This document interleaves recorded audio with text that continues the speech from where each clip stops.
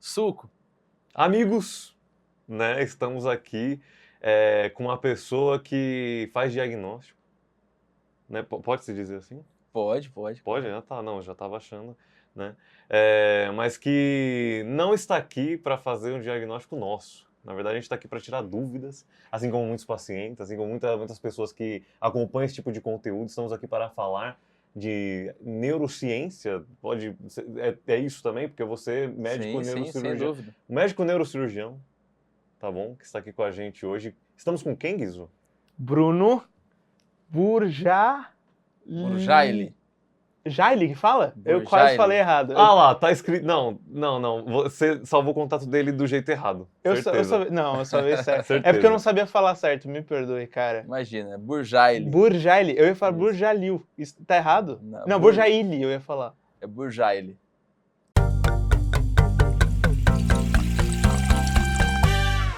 Mas, Pode crer. amigos, vocês estão aí, né, acompanhando a gente, o suquinho, estamos chegando no final de ano, né? Então, aproveita aí com a gente, tá? Recomeços, né? Final de ano sempre vem recomeços aí. Mas é isso. Guizo, nosso Cara, amigo aqui tá cheio de perguntas para fazer. É que eu sou leigo e isso é o que mais me dá vontade de, tipo, aproveitar, sabe? A gente, Adorável. né? Porque assim, eu não sei em que ponto que vão recorrer a você, assim, né? Tipo, quando alguém. Porque a gente viu as descrições que você coloca, né? Às vezes a pessoa tá tendo Parkinson, que tem a ver também, né? Mas quando que alguém vem te recorrer? Quando a pessoa tá passando por algum tipo de problema, ou alguém vem e fala, tipo, olha, eu quero entender melhor isso aqui? Bom, a pessoa geralmente vai me procurar por aquelas doenças, né? Ou suspeitando de doenças dessas de que eu mais trato, né? As doenças mais comuns no meu dia a dia são doença de Parkinson, tremor essencial, distonia, que é a parte de transtornos, né? Doenças do movimento. Grande parte delas ali vão ter tremores, né? Tem outros sintomas, nem todo mundo vai ter tremor, Uhum. tá? E tem uma parte de doença da dor crônica, né? Eu trato bastante dor crônica, tanto com medicamentos como com procedimentos, às vezes com agulhas, até cirurgias para dor crônica. Uhum. Então, minha área de atuação mais comum hoje é essa, mas como neurocirurgião, né, antes de me especializar nas cirurgias de implante de eletrodo para essas doenças parecidas com tremor, a gente já faz cirurgias para tumores cerebrais, para hérnias de disco na coluna, cirurgias para aneurisma, né, que estão cada vez menos comuns, mas a gente ainda faz. Hidrocefalia, que é um acúmulo de líquido na cabeça e que você coloca ali uma válvulazinha para tirar aquele excesso.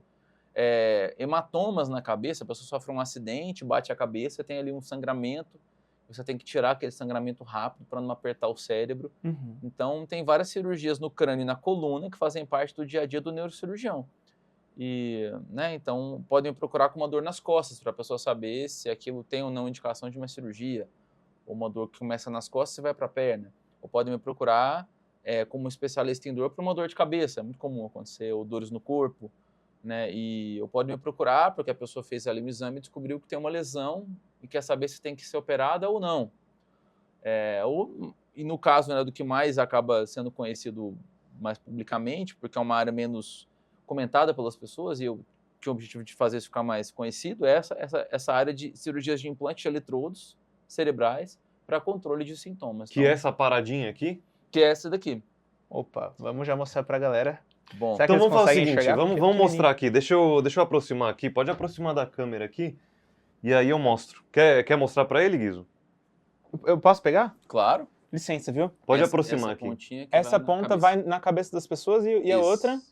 Essa outra vai ligar no outro fio que vai até uma bateria. Olha só. É quase um fone de ouvido, né? Parece. Se A chama, entradinha. mais se chama pra baixo. eletrodo, né? Para baixo aqui. Ele tem aproximadamente 1,3 milímetro. Uhum.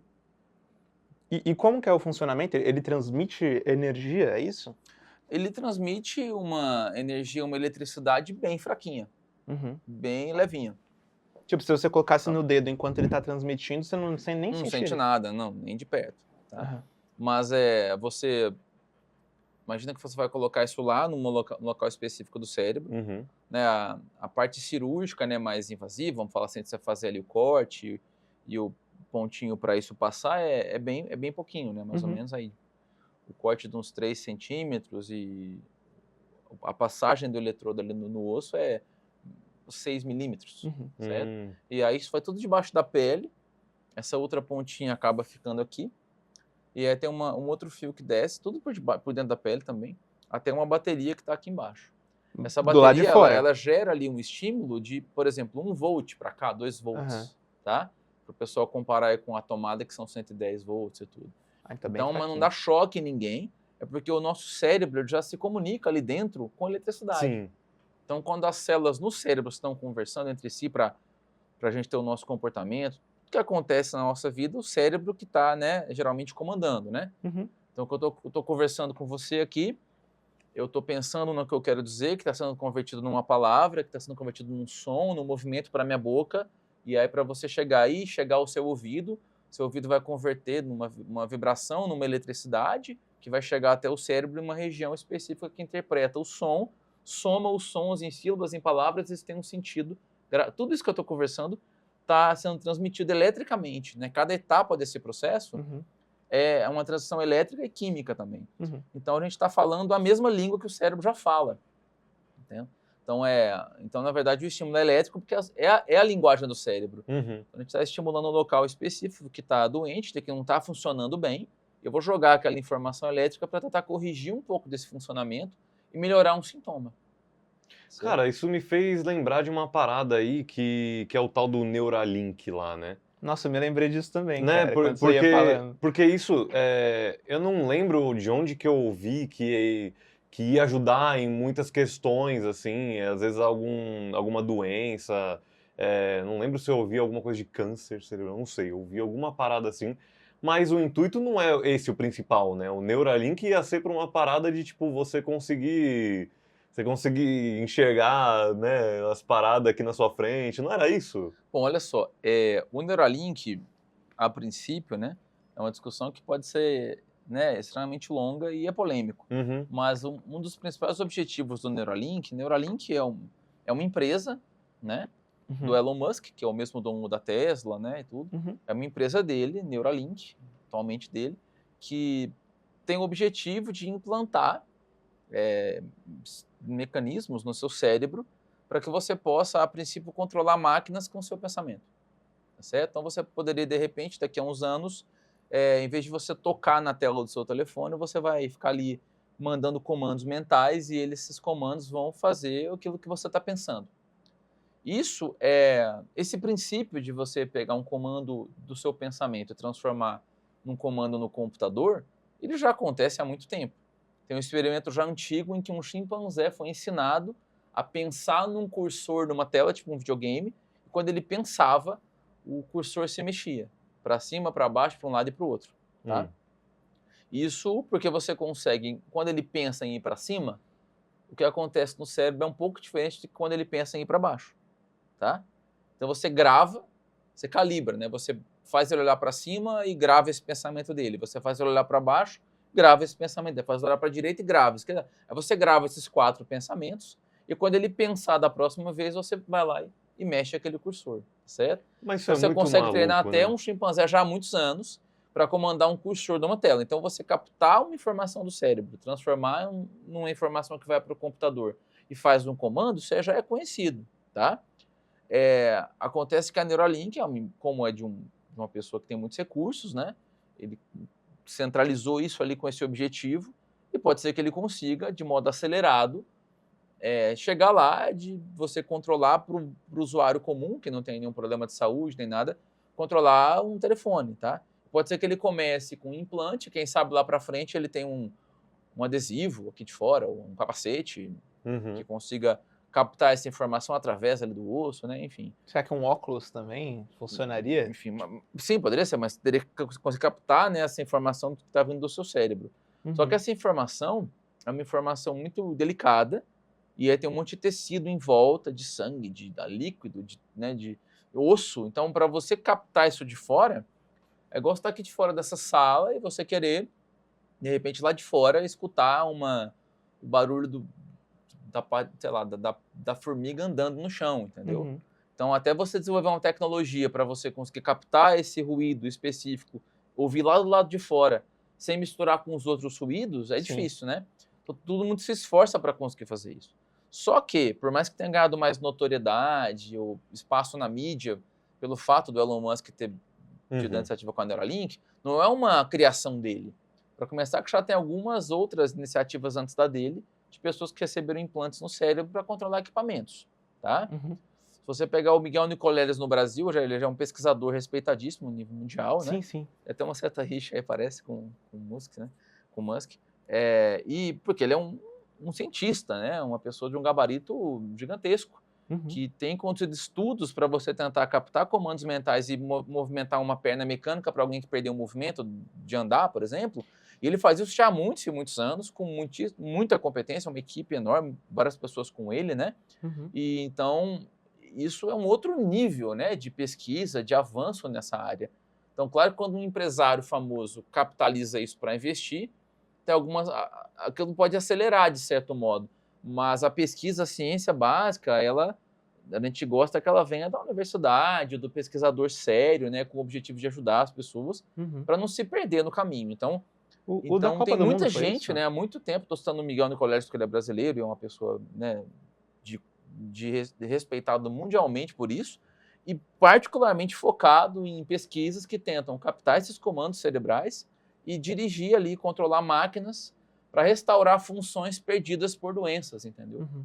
E o que a gente faz já de implantar eletrodo no cérebro, nesse caso, a gente mais estimula, a gente mais joga informação lá do que capta, Entendi. tá? Já tem eletrodos que captam a informação também, mas bem rudimentar. O que a gente já faz há quase 40 anos com esse eletrodo, né? Da década de 80 que começou a acontecer isso daqui. É jogar a informação para corrigir uma comunicação, entre aspas, errada de uma doença. Então, implantar eletrodos no cérebro para interagir com esse cérebro, seja jogando informação ou captando, isso já é uma coisa muito antiga, entendeu? Então, é preciso fazer justiça, né? Então, não é... Então, assim, implantar alguma coisa para ajudar numa doença no cérebro, eu faço isso aí no dia a dia, entendeu? Então, eu como um cirurgião que executa a técnica, mas graças ao estudo e à pesquisa de muitos e muitos antes de mim, né, que desenvolveram isso. Então, é preciso colocar esses pingos nos is, que a Neuralink é muito legal que tenha uma iniciativa assim, porque o mundo inteiro fica falando sobre isso, fica pensando sobre a interface do cérebro com a máquina, sobre implantes que você pode, de repente, daqui a pouco usar para mexer no telefone, né? Ou num computador, ou de repente eu vou pensar numa coisa, um implante que eu tenho aqui vai captar, jogar para você pela internet, você vai chegar aí, captar meu pensamento e vai saber o que eu estou pensando, como se fosse um telefone do Tipo, pensamento. ou uma telepatia, né? Uma conversa, quase. assim. Então, Cara, a gente tem que se preparar para isso, porque isso está crescendo, e dentro das próximas décadas, a gente vai ter que lidar com essas questões até éticas, né? Quais são os limites disso? Então, quando isso começa a acontecer, as pessoas começam a pensar sobre isso, a discutir sobre isso, os governos começam a investir dinheiro em pesquisa sobre isso, as empresas começam a se interessar em também investir nisso. Então, você joga esse assunto para todo mundo refletir e produzir conhecimento a esse respeito, e a humanidade se preparando para ter um certo controle do que vai acontecer e não ficar na mão de um ou outro, entendeu? Uhum. Aquela hora eu só queria saber se o Miguel, aqui no Brasil, ele foi o cara que auxiliou naquele lance da Copa do Mundo, que tinha uma pessoa que não tinha movimento das pernas. É isso? Tenho Sim, quase certeza que eu ouvi falar disso. sim. Na Copa do Mundo, na abertura da Copa, Na do Brasil, né? isso, na Copa do Mundo, no Brasil, uma das atrações da abertura da Copa, né, foi justamente uma pessoa que tinha perdido seus movimentos, Uhum. estava com esses implantes, né, que captavam os comandos cerebrais, levavam para um robô aqui, uma perna mecânica, né, que estava aqui do lado de fora, para ele andar, e ele foi lá e deu um pontapé, né, chutou a bola. Então foi super criativa a maneira de chamar atenção sobre isso. Na época, eu como amante da neuro, né, achei que eles deram muito menos atenção do que poderiam para isso, que é uma coisa que eu acho muito impressionante, né? Pegar Uhum. alguém que não mexe as pernas, de repente até os braços, e você, através desse comando mental, ele conseguir mexer, né, um braço mecânico, uma perna e dar um chute numa bola. É muito doido, impressionante, muito né? legal. Então, e hoje isso já avançou muito, tá?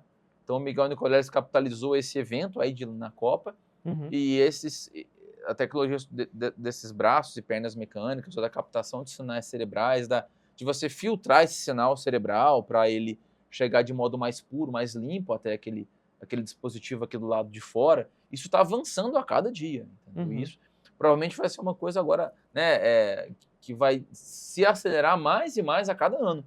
Todo mundo percebe como é que isso pode gerar, né, repercussões positivas, também negativas no futuro, conforme as decisões que a gente tomar Uhum. de como usar essas ferramentas. O que você acredita que é perigoso, assim, nesse sentido? É perigoso porque você está invadindo a última porta de segurança, né, da sua privacidade, tá certo? Mesmo que alguém esteja te filmando aqui, você não sabe, ninguém sabe o que você está pensando, né? Então, mas quando você consegue captar o sinal do que está acontecendo aqui dentro, né, dentro do cérebro das pessoas, você começa a se aproximar, sim, de captar pensamentos, né? E isso, se não for usado com muito cuidado, pode chegar ao ponto, né, de ser muito perigoso, né? E imagina que quem tem acesso a essa tecnologia contra quem não tem, o tipo de covardia que pode existir, né? Uhum. Uhum. Então, esse é só um dos aspectos perigosos de você fazer mau uso de uma tecnologia, tá certo? Mas eu posso usar o fogo para esquentar comida ou para botar fogo na casa, né? Sim. Então, como tudo que a humanidade já inventou, tudo que nós já progredimos, a gente pode usar para motivos mais ou menos louváveis. Então, a gente tem que ficar atento à tecnologia, por isso que eu falei que é legal Uhum. todo mundo ficar esperto com isso, porque isso vai aumentar a chance de, no futuro, ninguém fazer abuso disso, ou fazerem menos abuso da tecnologia.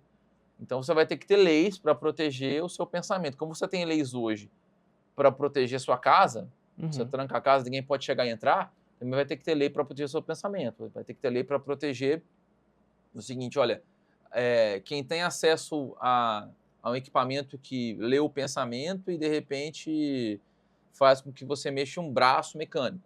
Uhum. Isso pode te dar uma vantagem para conseguir um emprego em relação a outra pessoa. Né, simplifiquei aqui, mas você pode imaginar a quantidade de recursos que a pessoa pode ter quando tem esse domínio dessa tecnologia, né? Então, se você fizer uma distribuição muito injusta desses recursos, você pode criar uma vantagem em quem tem acesso à tecnologia insuperável por outra pessoa, certo? Você pode falar assim, olha, quando eu nasço eu tenho mais riqueza, eu tenho mais chance, de repente, de ter algumas oportunidades do que quem não teve riqueza, né? Todo mundo sabe disso. Mas existe a possibilidade de você, através do esforço, pelo menos tentar compensar isso, né?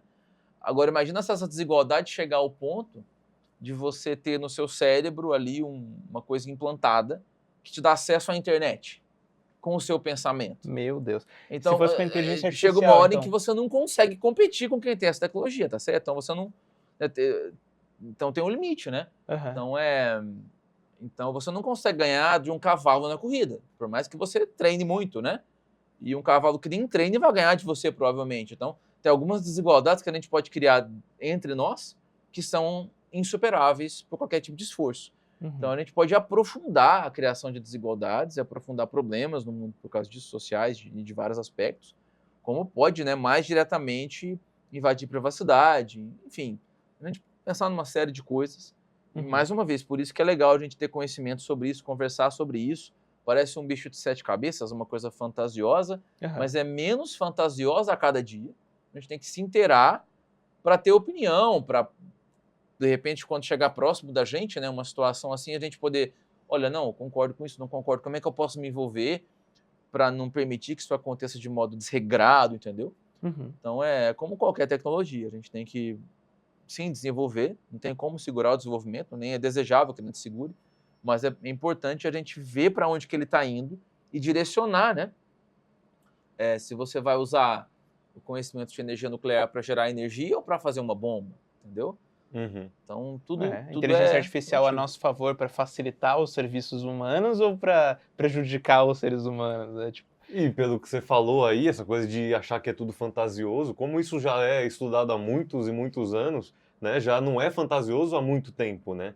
Sim. Então, assim, uma das coisas que eu via muito é essa representação de como é que isso funciona em filme, né? Como é que isso funciona em desenho, porque às vezes eles retratam de uma maneira tipo assim, olha só, isso aqui é um superpoder. Mas não, é tipo assim, o nosso cérebro é super poderoso porque, né? Ele A controla natureza gente. fez ele assim, não é verdade? Mas assim, essa relação do cérebro com a tecnologia, né? Como que você pode induzir, né? Essa coisa de você mandar informação para ele ou tirar a informação dele, é uma coisa que realmente é poderosa, assim, quando você para pensar. Tem uma coisa que, assim, é totalmente balela, quer dizer, eu não sei, né, até onde que é balela, mas aí você me fala, né, que era quando eles faziam, não sei se isso ainda existe, né, aquelas máquinas de descobrir se você tá mentindo. Não é, quando as pessoas mentem, muitas vezes elas geram algumas diferenças, por exemplo, na frequência cardíaca, né, o coração se acelera um pouco, a pupila pode dilatar, a maneira até como a sua pele, né, secreta que substâncias pode variar, você pode mudar seus gestos corporais, o seu olhar, tem vários sinais, né, físicos, né, de expressão corporal que podem sugerir que você está mentindo, mas esses sinais eles são, você pode conhecer esses sinais e pode até certo ponto controlá-los. Então, não existe uma máquina que detecte assim a mentira com essa eficácia tão grande, mas sim, você consegue através de alguns equipamentos. E uma Deduzir, pessoa né? que não está ali treinada para contornar ou que não tem um problema mental específico, né, que torna a máquina inútil, você pode sim ter uma certa avaliação superficial de que tal não está mentindo, entendeu? Então, Uhum. tanto é que isso não tem assim um valor, vamos supor, jurídico assim absoluto, mas em algumas situações isso pode ser uma informação a mais para de repente sugerir que você tenha mais chance de estar mentindo ou não estar mentindo, tá? Agora sim, no futuro, se nós conseguimos ler assim o seu cérebro como um todo, em tempo real, dá para saber se você vai estar mentindo, porque você vai estar tendo acesso àquela parte do seu cérebro que decidiu mentir e você vai estar provando, mas a gente não consegue fazer isso ainda. A gente está Uhum. meio longe, bem longe de fazer isso ainda.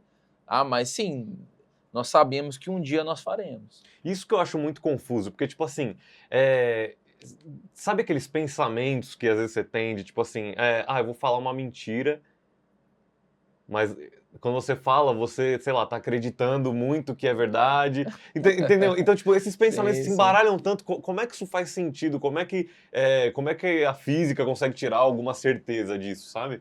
Bom, é legal isso, né? Quando a gente vai conversar sobre neurociência, você começa a cruzar fronteiras do que é Uhum. uma coisa bem matemática e fria, um chip, um eletrodo, Com e mais você começa a ir para filosofia. o filosófico, né? É. Então, o que você falou é totalmente pertinente. Nós mesmos mentimos, né, para nós Uhum. mesmos o tempo todo. Uhum. Nós contamos mentiras para nós mesmos o tempo todo. E aí existe um espectro, não é um sim ou não, né? Isso daqui é mais mentiroso ou menos mentiroso. Agora, quando deliberadamente, por exemplo, você me pergunta, você, qual a cor do líquido que está nesse copo? É amarelo, mas eu quero falar para você que é verde. Aham. Então é um nível de informação bem claramente, né, errado, e eu sei que e eu estou deliberadamente mentindo. Uhum. Esse tipo de informação provavelmente vai ser mais fácil de distinguir. Agora, quando você pergunta assim, você é feliz? Pronto, né, você ficou muito complexo. Você é ou não é feliz? O que é feliz para você? Será que você não é e quer mentir para você mesmo que você é ou vice-versa? Quer dizer, então, né, de fato, a gente vai ficando, quanto mais profundo ou complexo o pensamento, vai ser mais e mais difícil de captar essa informação e definir o que você está pensando ou sentindo, certo? Mas está dando um interrogatório, por exemplo. Foi você que deu um tiro na pessoa tal?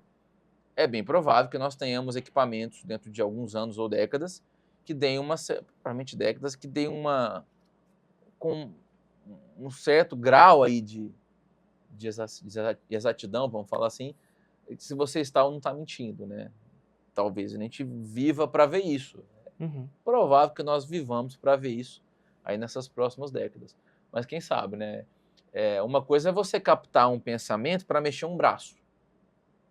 Outra coisa é você captar um pensamento para saber o que você está sentindo intimamente. São circuitos cerebrais mais complexos. É a mesma coisa que eu pensar uma música tocada só por um piano ou uma música tocada por uma orquestra, com vários instrumentos diferentes. Você pode sim, com treinamento, ouvir uma orquestra de 50 instrumentos diferentes e conseguir captar o timbre de cada instrumento, quando é que ele entra, quando é que ele sai, Isolar, né? né? Conforme você estuda, se dedica para aquilo. Aham. Mas no início você não consegue nem entender o piano, nem entender uma percussão que está batendo num lugar só. Então, mesma coisa a tecnologia. Eu imagino que o cérebro é essa orquestra, muito difícil de você conseguir ouvir ao mesmo tempo, entender o que está acontecendo. E conforme você se aprofunda na tecnologia de captar os sons dessa orquestra, você daqui a pouco vai entendendo um pouco mais, né, o que está acontecendo nessa música. Uhum. Muito bom. Cara, eu tenho na minha imaginação uma coisa que eu não sei se existe, se é real, se um dia pode ser, se é só uma coisa muito romântica da minha cabeça. Mas será que um dia será possível, por exemplo, através de algum equipamento ligado a um projetor, por exemplo, fazer com que o pensamento de uma pessoa, uma imaginação, uma imagem que ela crie dentro do cérebro, ela seja projetada, sei lá, num telão, a ponto dos médicos poderem ver o que a pessoa está pensando? É bem provável que sim. Como é E isso, quando cara? você pensa em alguma coisa, quando tem uma imagem mental aqui, por exemplo, eu te falo assim, pensa numa maçã, certo? Você consegue pensar numa maçã. Aham. Tem alguma coisa aqui dentro abstrata sua que está te dando a experiência de uma maçã. Se eu conseguir captar isso que está acontecendo aqui dentro, se eu conseguir gravar esses sinais todos, todas as partes do seu cérebro que trabalhando juntas fazem com que você consiga imaginar uma maçã lá dentro. Se eu conseguir captar isso, eu capto, entendo e consigo projetar para outra pessoa a maçã. A gente não sabe ainda captar isso. Nossa, que Por isso coisa. que a gente não tem, Aham. tá? Mas quando eu quero fazer o meu pensamento, mexer um braço mecânico, porque eu perdi o meu braço, Aham. eu estou tentando captar que células que entram em ação quando eu quero mexer o meu braço, eu gravo, e aí eu mando, quando gravar essa informação, mexe esse braço aqui. Só que um braço tem uma articulação aqui, tem outra aqui no punho, tem vários dedos, ele gira para cá, gira para lá, você tem que mexer em conjunto para isso aqui acontecer. Por isso que um bebê, quando ele nasce, ele não sabe fazer isso. Você vai tentando, tentando, tentando. Cada vez que ele faz certo, o cérebro fala assim para ele, agora foi certo. Grava aí o que você acabou de fazer para fazer igual na próxima. Aham. Né? Então é como se fosse um mecanismo te falando assim, foi certo, foi errado, foi certo. E cada vez que foi certo, ele reforça o que você acabou de fazer, vai gravando até que você está aprendendo a tocar uma música no violão, você está estudando, daqui a pouco você consegue tocar. Então, o cérebro vai aprendendo, né? Por tentativa e erro, trabalhar mais com essa parte, com aquela parte, ligar aqui, desligar aqui. De repente, quando ele aprendeu, ele forma aquele comando de aprendizado, e aí você tem que conseguir captar esse comando de aprendizado para que, em vez de mexer a sua mão original, mexa uma mão mecânica. Então, é questão de você conseguir captar esses sinais, processar, né, medir, saber o que está acontecendo e usar o que você captou, o que você gravou, para ativar um outro mecanismo. Uhum. Cara, eu tava pensando aqui, você imagina, Isaías, você que é cineasta, Isaías estuda cinema, ele fez um longa. Imagina o Isaías no futuro, cara. Você sabe que no futuro existirão novas profissões, né? Então, Com assim, certeza. você vai estar de frente para uma tela, um cinema lotado, pessoas que pagaram ingresso para assistir o seu filme. Só que esse filme não foi gravado, produzido, não. Esse filme vai nascer ao vivo, porque existirão eletrodos na sua cabeça e Ele tudo vai que- ser imaginado, e tudo ele que vai ser imaginado. tudo que for projetado será imaginado em tempo real. Cara, é um Muito novo tipo de arte, assim, porque eu acho que, tipo assim, quando você fala, imagina uma maçã, às vezes, tipo assim, o que eu entendo por maçã, por mais que a gente tenha um formato de uma maçã, às vezes como o meu cérebro vai formar isso de uma maneira totalmente diferente. A gente cria imagens, sei lá, imagens 2D na nossa cabeça, se for parar pra pensar, né? Então volta para aquilo que a gente falou, nossa, não lembro em qual programa que a gente falou, que foi sobre, tipo assim, você tinha falado sobre, tipo, como você vê o mundo e o que você projeta dentro da sua cabeça, né? Acho que foi com o Honorato, né, que a gente Eu falou acho que disso. foi, porque, tipo assim, o Guizo tinha falado que a gente projeta imagens na nossa tela mental, né? Você deu essa nomenclatura. Isso é a maneira que eu compreendo, Não, mas tudo bem. bastante romântica, né? Mas, tipo assim, Não sei se é literalmente assim. a gente meio que tem uma tela mental aqui que meio que aparecem os pensamentos, né? Só que o jeito que o cérebro lê e entende os pensamentos é uma outra coisa. A gente só vê essas imagens em tela mental porque é assim que a gente enxerga o mundo, né? Por isso que eu tinha falado para ele que, tipo assim, provavelmente um outro animal que tem uma visão diferente da nossa né? E tem um cérebro outro desenvolvido, possivelmente a tela mental dele é outra, né? Não é essa parada tipo assim, imagina uma maçã, ele vai imaginar uma maçã 2D aqui, porque é assim que a gente enxerga, né?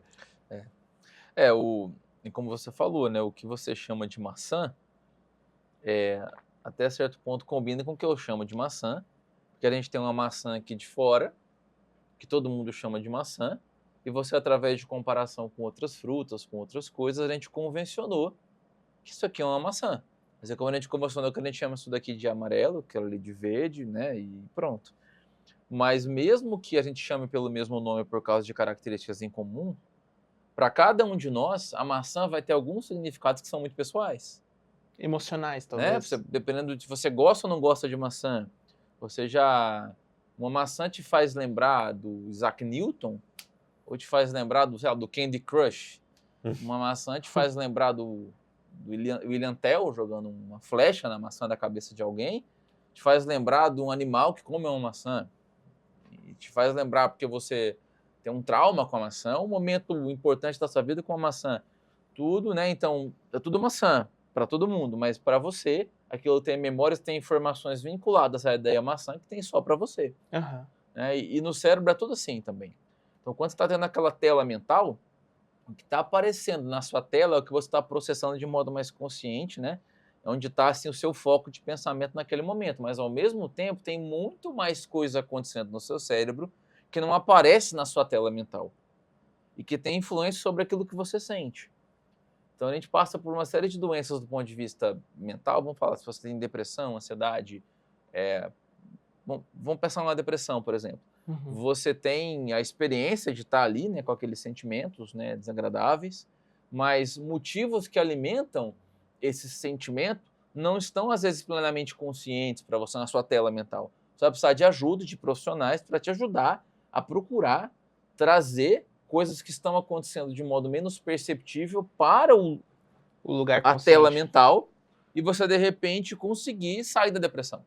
Uhum. Tá? Você pode estar deprimido porque você tem uma crença incorreta de que você não tem valor, de que você vale menos do que os outros, certo? E essa crença incorreta está no fundo, não está aparecendo na tela, mas ela faz com que apareça na tela sempre imagens de você inferiorizado, ou você triste, ou você frustrado.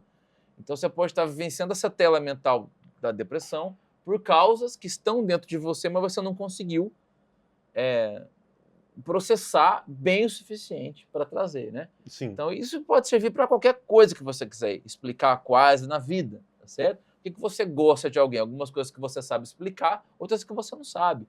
Por que você escolheu fazer isso ou estar aqui agora? Algumas coisas você consegue me explicar, por que você está aqui agora, eu estou aqui agora, e outras a gente não consegue, né? E aí também, sempre na transição que a gente está do filosófico, né, para o neuro, um dos grandes pontos da vida, talvez o principal, é a gente conseguir entender um pouco mais o que está acontecendo, né, individualmente, e entendendo mais, a gente tem um grau maior de controle sobre as decisões daqui para frente. Né? Uhum. Cara, eu poderia dizer que você é um especialista em dor, um médico especializado em dor também? Sim, até oficialmente, né? Bom, na medicina, engraçado que eu acho que eu nunca... Muita gente quer saber sobre isso, mas acho que eu nunca falei tão detalhadamente numa entrevista, num podcast. Mas na medicina, você faz, né, um ensino fundamental, um ensino médio, vai para a faculdade tem 6 anos, tá? Uhum. Quando você acaba os 6 anos, você é médico. Você pode pegar o seu diploma e fazer qualquer coisa na medicina que você quiser fazer. Mesmo qualquer especialidade, no Brasil é assim. Em outros países não, alguns são, outros não. Mas você fez 6 anos de medicina, você está teoricamente capacitado para fazer qualquer tratamento, diagnóstico, qualquer área. Mas é lógico que todo mundo sabe que você não está capacitado de verdade, né? Então, alguns conhecimentos mais gerais de qualquer médico você consegue, né, usar para tratar as pessoas. Depois dos 6 anos, aí você pode fazer uma especialização, tá certo? Existem 4 grandes áreas de especialização. Existe a área de clínica, a área de cirurgia, a área de pediatria e a área de ginecologia e obstetrícia. Então, seria a saúde geral do adulto, a parte de cirurgia, a parte de saúde da mulher e saúde da criança. Tá? São as grandes áreas. Na França, eles têm a quinta área, que é a psiquiatria. Eles colocam como uma quinta área, o que até faz bastante sentido. Então, você pode fazer cirurgia geral, você pode fazer clínica geral, você pode fazer pediatria, você pode fazer ginecologia e obstetrícia. E você vai passar mais ou menos uns 2 a 3 anos fazendo essa especialização. Mas depois disso, você tem mais uma subespecialização. Você pode ter feito clínica e depois você quer ser cardiologista. Você vai fazer clínica e ser gastro, cuidar do estômago. Você pode fazer clínica e cuidar dos hormônios, ser endocrinologista. Por aí vai. Reumatologista, etc. Você pode fazer cirurgia, querer fazer cirurgia, por exemplo, no pulmão, no tórax, cirurgião torácico. Pode querer fazer cirurgia vascular, tá certo? Ou estética, não sei se... A como plástica. que se chama? É plástica, né? Plástica. Que se chama. Agora, você poderia fazer cirurgia no cérebro, que é neurocirurgia. Só que na neurocirurgia, como virou uma coisa muito específica, antigamente a gente fazia cirurgia geral e depois fazia neurocirurgia. Hoje, você não faz mais cirurgia, você pula direto para a neurocirurgia. Porque já são 5 anos só de neurocirurgia. Certo? Se fosse fazer mais 2 anos de cirurgia geral, então antigamente tinha, hoje perdeu o sentido. Tá? Então, aquelas 4 grandes áreas, né? Clínica, cirurgia, ginecologia, obstetrícia ou pediatria, e mais, de repente, a psiquiatria, você pegou dentro dessa grande área de cirurgia geral, tirou e foi direto para a neurocirurgia. Tá? Isso acontece também com dermatologia, por exemplo. Você não precisa de fazer clínica antes, você vai direto fazer dermatologia. Então, algumas áreas especializadas, como começaram a ficar muito extensas, você tirou aquela primeira especialização e foi direto para fazer aquela segunda, vamos falar assim, tá? Então, residência médica é quando você já é médico e vai fazer essas especializações. Entendeu? Então, um residente é um médico formado com 6 anos que está fazendo uma especialização. Ele ainda pode fazer uma sub depois, tá certo? E não para por aí. Que eu fiz neurocirurgia, 5 anos, tá? De neurocirurgia. E eu fui me subespecializar numa área dentro da neurocirurgia, que é a neurocirurgia funcional, que é aquela que tenta modificar a função e não tirar uma lesão necessariamente. Não tirar um tumor ou tirar um hematoma. É não tirar nada, é você modular, modificar como aquele pedaço do cérebro funciona para melhorar uma doença. É o que eu faço, eu coloco um eletrodo para modificar o jeito que aquela região doente está funcionando de Parkinson para ter menos sintomas, ou de tremor essencial, ou de distonia. Então eu vou naquela região cerebral que é responsável pelo tremor, coloco o eletrodo, e aí eu modifico para tremer menos. Então eu estou modificando a função, por isso que chama neurocirurgia funcional. Cuidado que medicina funcional tomou um nome totalmente diferente hoje em dia, tá? Então não é o funcional que a gente vê por aí, não. A neurocirurgia funcional é uma sub-área oficial da neurocirurgia que trata de modificar função. E dentro da neurocirurgia funcional, a gente tem doenças do movimento, a gente tem epilepsia, a gente tem dor e outras, tá? Mas é muito comum no Brasil a gente fazer movimento e dor. Então eu trato doenças do movimento, potencialmente cirúrgicas, como Parkinson, tremor essencial, distonia, e trato dor crônica. O que seria dor crônica, para quem não compreende? Como é que é o nome, meu? Agora, fibromialgia. Isso. Agora, só uma observação. Várias especialidades, neurocirurgia, ortopedia, anestesia, reumatologia, anestesiologia, desculpa, várias especialidades, e tem outros que eu não citei, podem se subespecializar em dor. Tá certo? Então você ganha um diploma de medicina, você ganha um outro diploma de neurocirurgião, e aí você vai ganhar mais um diploma de médico da dor. E não tem um diploma no Brasil para neurocirurgia de movimento, oficialmente falando. Tá certo? Então, você vai encontrar uma série de subespecialidades e algumas delas, como a dor, podem ser feitas por mais de uma especialidade. Tá? Então, eu tenho colegas especialistas em dor, que são neurocirurgiões como eu, outros que são anestesiologistas, que são, como eu falei, reumatologistas, fisiatras, etc. Tem uma prova, uma formação para isso, uma prova, você ganha um título. Então, eu tenho um CRM, que é o meu código por ser médico. Caramba, eu tenho um existe RQE, também, que é um ó. código especial por ser neurocirurgião. Eu tenho outro RQE por ser médico da dor. E eu deveria ter um outro RQE para ser médico de movimento, mas porque não tem no Brasil. Entendeu? Para ser cirurgião de movimento não tem, no Brasil não tem. Tá certo? Então, agora, que dor é essa, né? como especialidade? Dor, todo mundo sente dor, por vários motivos, e todo médico, de certa maneira, vai tender a tratar algum tipo de dor. Como é que a dor vira especialidade? A dor, originalmente, ela é para apontar para você que tem um pedaço do seu corpo ameaçado, certo?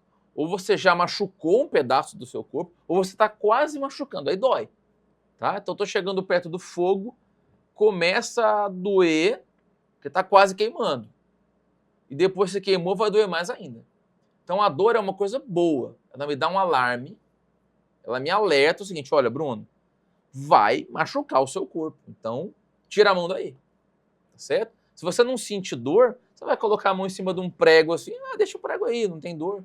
Aí vai furar, sangrar, infeccionar a sua mão, pode ter que amputar a mão, porque não liga para aquela lesão, tá? Então você se incomodar, mesmo você sofrer com uma lesão real, é bom, porque você vai tirar, você vai deixar de se expor àquela lesão. Uhum. Ou então eu estou com dor de garganta, eu procuro o médico, porque senão eu vou deixar aquilo ali virar uma infecção às vezes mais grave, né? Então a dor tem o objetivo de proteção. É o alarme de casa. Ele vai tocar quando o ladrão se aproximou, quando ele já quebrou a janela.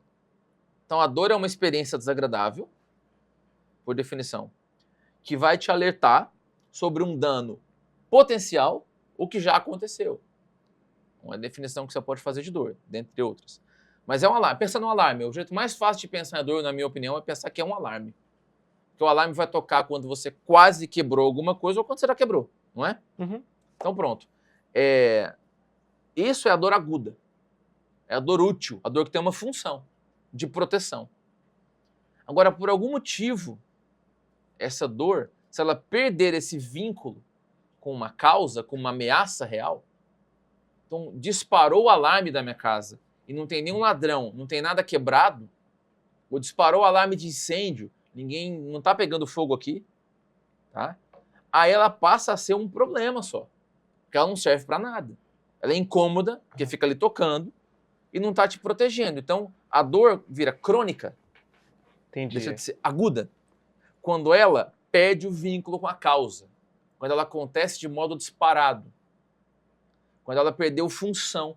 Ela não tem utilidade nenhuma, um alarme disparado não serve para nada. É o apêndice. Né? Não serve para nada. Então a dor ela vira crônica quando ela perde o vínculo com a causa. Ela vira uma doença por si só. Ela não está como um sinal, um sintoma de uma outra doença para você procurar o médico e melhorar dessa doença. Não está tocando para você tirar a mão do fogo, tirar a mão do prego. Ela está tocando sozinha, sem propósito. Certo? E algumas situações na vida podem fazer com que você desenvolva uma dor crônica que não tem propósito, que não está te protegendo de nada. É só um sofrimento. É só um alarme disparado. E você fica procurando ali onde é que está quebrado e não tem nada quebrado. Essa dor é crônica. Quando você vai ver em outros cenários da medicina agudo e crônico, agudo é uma coisa de duração curta e crônico de duração longa. Cronos quer dizer tempo, né? Então é uma coisa que levou mais tempo. Mas mais importante do que o tempo de dor, no caso da dor crônica, é essa vinculação com a causa. Um alarme que está tocando por uma causa, por uma ameaça real de destruir ali o seu corpo, certo? E você pode, filosoficamente, falar que uma dor psíquica é alguma coisa construída, abstrata, de modo abstrato em você, uma ideia, por exemplo, um sentimento, uma expectativa, e quando ela começa a ser ameaçada, começa a doer. Eu também gosto de pensar nisso, isso não é uma definição oficial, mas é uma definição muito filosófica para mim. Uhum. Mesmo a dor mais abstrata tem a ver com algum tipo de construto, de alguma construção abstrata, que assim como um tecido está sendo ameaçada, entendeu? Por isso que empreender mudança é difícil, porque para eu mudar um hábito, eu tenho que desfazer um tecido abstrato, uma coisa que eu criei, para criar outra coisa no lugar. E quando você vai desfazer uma coisa que você criou, aquilo dói, ele não quer ser desfeito, tá? Ponto. Então, dor crônica é essa dor que perdeu o vínculo com a causa e passa a ser uma doença por si só. E para tratar a dor crônica, o tratamento é completamente diferente da dor aguda. Que a dor aguda eu tenho que tirar a causa dali. Se eu tenho uma dor porque eu tô com a mão no fogo, eu tiro a mão do fogo. E se continuou doendo porque queimou minha mão, eu vou ter que hidratar, vou ter que às vezes passar um creme, vou ter que dar um remédio que diminui um pouco dessa inflamação, dessa coisa aguda que está queimando agora. aos remédios analgésicos comuns, que você usa de pirona, paracetamol, o anti-inflamatório que você usa em casa, até a família da morfina é para tratar dor aguda, Uhum. tá? Agora, na dor crônica, não adianta eu querer ficar jogando água se não tem fogo. Entendeu? Então, os analgésicos mais simples, remédio para dor que todo mundo conhece, é como se fosse um copo d'água, um balde d'água jogando em cima de um fogo que tá ali. Apagou o fogo, acabou a dor. Tá tocando o alarme porque tem fogo. Você apagou o fogo, acabou o alarme. A dor aguda é assim. Na dor crônica, não. Se eu pegar um balde d'água e jogar no fogão que não tem fogo, não vai adiantar nada. Então, o tratamento é do alarme. Então, o médico da dor crônica, o especialista em dor, é basicamente o médico que entende do alarme. Então, ele vai entender a intimidade da circuitaria aí desse alarme e dar outros tipos de medicamentos ou tratamentos que modificam a transmissão lá dentro do alarme. E é para você tratar a dor crônica, os medicamentos já são de outras classes, eles foram inventados para outras coisas, a gente depois descobriu que eles são úteis para dor. Então, medicamentos antidepressivos, que foram criados inicialmente para depressão, a gente nem usa mais para depressão. Tem remédio antigo que quase não se usa mais para depressão, e a gente usa para dor crônica. Tem medicamentos que foram criados para epilepsia, para convulsão, e a gente usa para dor crônica. Uhum. Medicamentos criados até para psicose, para esquizofrenia, e a gente usa para dor crônica. Essa pessoa não tem nem depressão, necessariamente, nem epilepsia, nem esquizofrenia, mas você usa medicamentos que foram criados para outras doenças, a gente importa e funcionam para dor. E é comum um paciente com dor, quando a gente sai com uma prescrição, às vezes com vários medicamentos, para que a gente possa tratar a dor de todos os cantos e aquela dor não ficar ali perpetuando. E outra coisa que a gente faz nessa dor crônica, é às vezes colocar ali, imagina que eu pegar esse sistema do alarme, for abrir o alarme, e no chip ali dele, colocar ali soldar, colocar uma solda num pontinho, ou tirar uma placa e colocar outra placa. E aí entra a parte cirúrgica da dor crônica. Às vezes com um eletrodo que eu coloco ali na medula, no nervo, para diminuir a dor, ou então eu coloco uma agulha do lado desse nervo para jogar uma substância e não deixar aquela dor ficar passando, tá? Então, o médico especialista em dor crônica, seja com medicamentos ou com procedimentos com agulha, ou até com cirurgias de implante, ele vai, ou cirurgia até de lesão de pedaços do cérebro, do sistema nervoso, ele vai interromper essa informação ruim desse alarme disparado.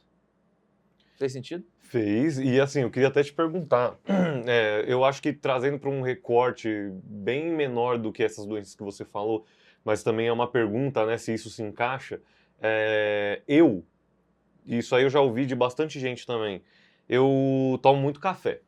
Vamos lá, eu começo assim, eu tomo muito café. Você e metade da galera E muita gente, é uma questão dos jovens, tá? O jovem que toma café e se não toma café fica doido, né? É isso. Mas, o que acontece? Eu tomo muito café e eu... Teve uns momentos, assim, há uns anos atrás, que toda vez que eu não tomava café, eu ficava com dor de cabeça. Tipo assim, horário de tarde, umas 6 da tarde, ficava com dor de cabeça. E no começo eu tava achando que era porque eu mexia muito no computador, trabalho com isso, né? Muitas vezes eu fico bastante. Mas tiveram dias que tipo assim, né? Tomo café, passa. Né? No outro dia a mesma coisa. Chega às 6 da tarde, começa a doer. E aí teve um dia que eu nem tinha tocado em tecnologia, eu tava em viagem, assim, e a mesma coisa aconteceu, né? Essa forma de lidar com isso, tipo assim, esse vício que o cérebro criou, tipo, bateu esse horário, mesmo que você não esteja fazendo nada, se o cérebro, você vai ter dor de cabeça e você vai ter que tomar o café para parar de tomar. Isso é uma doença crônica ou alguma coisa crônica? Bom, a cafeína, até onde a gente sabe hoje, né? Muitos estudos sobre cafeína, sobre café, ela tem um ela é potencialmente benéfica para o corpo. Há alguns anos saiu um estudo mostrando redução de alguns tipos de probabilidade de morrer de algumas doenças que mais matavam ali, para quem consumia mais café. A gente sabe que a cafeína parece proteger um pouco contra a doença de Parkinson. Então, tem benefícios da cafeína, tá? A gente não deve ingerir depois do meio da tarde, né? 1, 2, 3 horas da tarde no máximo, porque você não vai conseguir metabolizar e vai atrapalhar seu sono à noite. Então, a princípio é um consumo benéfico, se você não tiver nenhuma contraindicação. Uhum. E geralmente até logo depois do almoço é o que vai ser para a maior parte das pessoas. Em termos de quantidade, também é muito polêmico, mas geralmente até 300, 400, né, gramas de cafeína por dia, tá ok, tá? Que seria mais ou menos 300 a 400 ml de um café filtrado. Com todas as variações que isso aí pode ter. Então, eu estou sendo bem superficial aqui, né? E cuidado, ninguém vai sair usando isso como se fosse uma prescrição médica. Mas para se ter uma ideia. Então, a princípio, não é uma coisa ruim se você não tiver uma contraindicação e não passar dessa quantidade. Mesmo sendo uma coisa que pode ser boa para você ou não estar fazendo mal, se você usa todo dia e um dia não toma a cafeína, aquilo pode sim te provocar dor. Não é necessariamente um vício. Pode ser um hábito ok, normal, ok, mas que se você não tomar, vai te dar dor de cabeça. E também tem o contrário, tem pessoas que vão ter dor de cabeça porque tomaram muita cafeína. Mas é clássico que quem toma cafeína numa certa quantidade, em determinado dia, não toma, aquela falta pode provocar dor de cabeça. Isso acontece. Tá? Então você pode ter dor de cabeça induzida por cafeína, você pode ter dor de cabeça induzida pela abstinência da cafeína. Tá certo? E não é só porque você teve a dor de cabeça porque ela faltou que está tudo errado. Quer dizer que você geralmente tem que manter aquele consumo mais ou menos numa faixa. Tá? E isso é o que a gente sabe até hoje. Tá? Eu lembro quando eu era criança, que a ideia que a gente tinha, pelo menos de senso comum, pelo menos para mim na época, era que a cafeína tenderia a fazer mal, né? E hoje, geralmente, a ideia é mais para o bem do que para o mal, pelo que a gente tem visto, tá? Mais uma vez, né? Se tiver uma arritmia, às vezes não pode tomar cafeína nenhuma. Se tiver algum outro problema, às vezes você não pode usar cafeína. Então, cuidado, né? Tô falando em linhas gerais, as coisas parecem jogar para um lado aí que ela é mais protetora do que nociva, ok?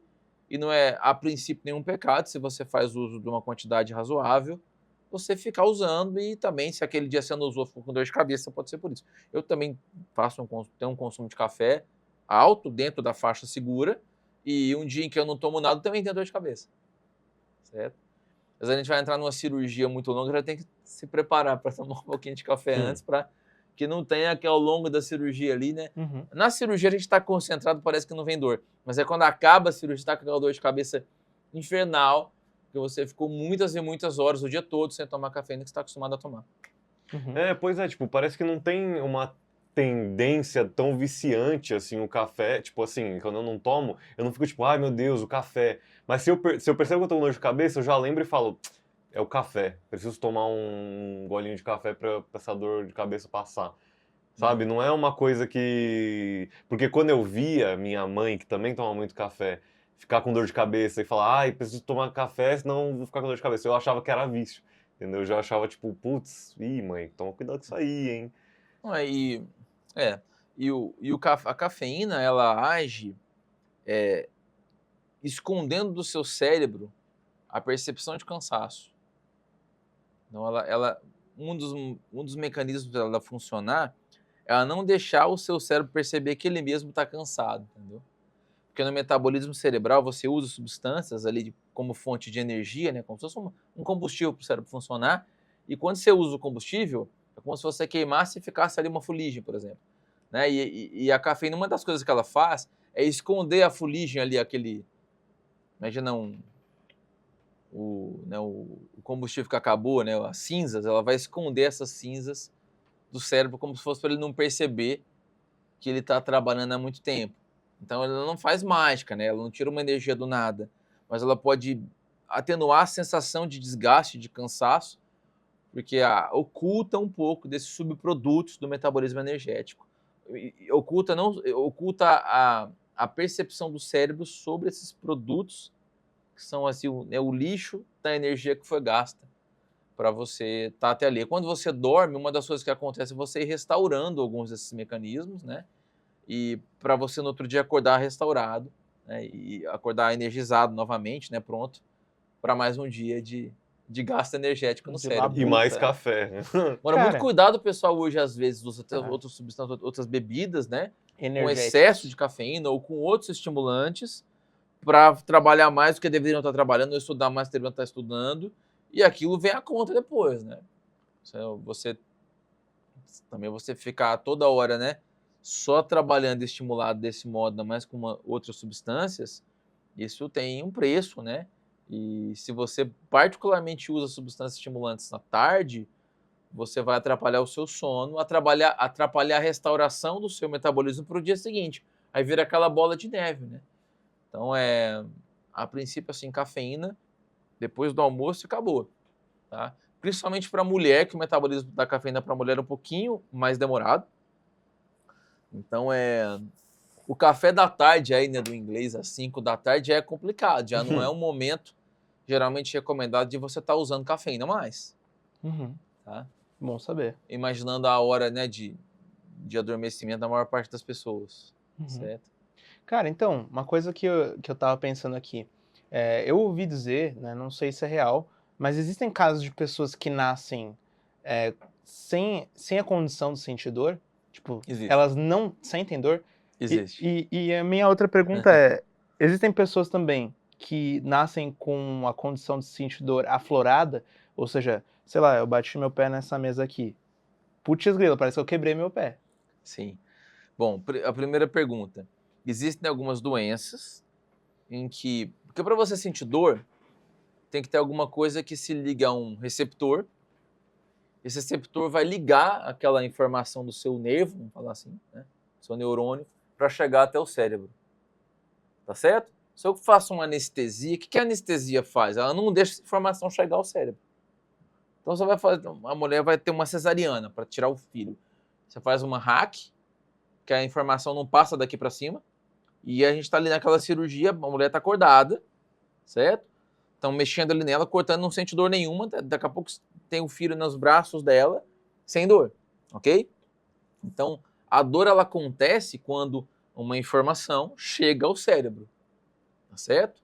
Na dor aguda, você teve uma agressão de um tecido que gerou algumas substâncias que vão ligar o seu nervo para a dor chegar até lá. Na dor crônica, você tem esse nervo já ligado sem nada ter estimulado.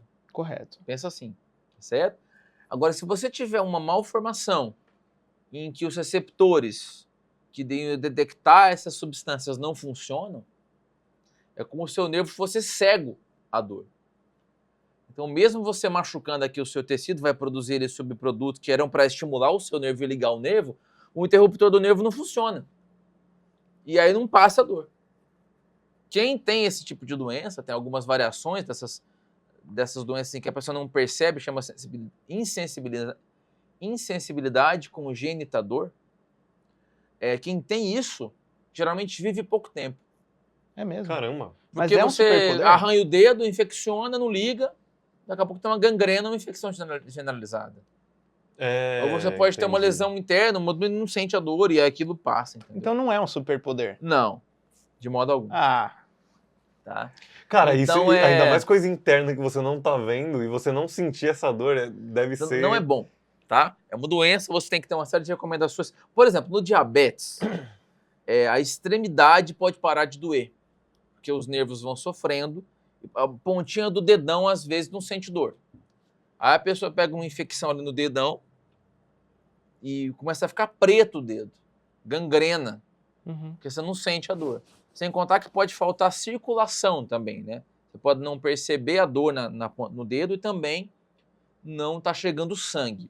Às vezes não chega o sangue, o dedo começa a morrer, né? Porque não tem sangue para ele, e não dói porque você não percebe aquela dor. E pode ter que amputar o seu dedo no diabetes. Então você tem que ensinar o diabético que tem esse risco a toda vez depois do banho, por exemplo, usar uma toalha bem delicada para enxugar o dedo, colocar um espelho para ver se não tem nenhuma ferida debaixo do pé, porque pode ter uma ferida que ele não está sentindo dor. Então você desligou o alarme dessa pessoa. Sim. Lembra que eu falei que a dor era importante? Se você desligar o alarme, o ladrão entra e você não vê. Entendeu? Então a insensibilidade congênita à dor e as suas variações ali não são boas. Certo? E tem algumas doenças congênitas também em que esses receptores, ao invés de eles estarem desligados, eles estão hiperfuncionantes ou se ligam espontaneamente. E a pessoa sente, às vezes, ali uma dor infernal porque está um pouquinho quente. Tipo calor externo, assim, do ambiente? Não, tem uma doença que chama eritromelalgia, em que a pessoa, por pequenos estímulos ali de calor, pode sentir uma dor infernal ali, até alterações visíveis, muitas vezes. Então, mas independentemente disso, agora uma coisa que é muito mais comum, a segunda coisa que você falou, de você sentir mais dor do que uma média. E aí, cuidado, porque a percepção de dor ela é subjetiva. Tá certo? Eu vou falar assim, você gosta de azul? Só você sabe se você gosta de azul. Não tem um certo. Eu gosto de azul, todo mundo não. Tem gente que gosta, gente que não gosta. Uhum. Tá? Então a dor, ela é uma percepção individual, subjetiva.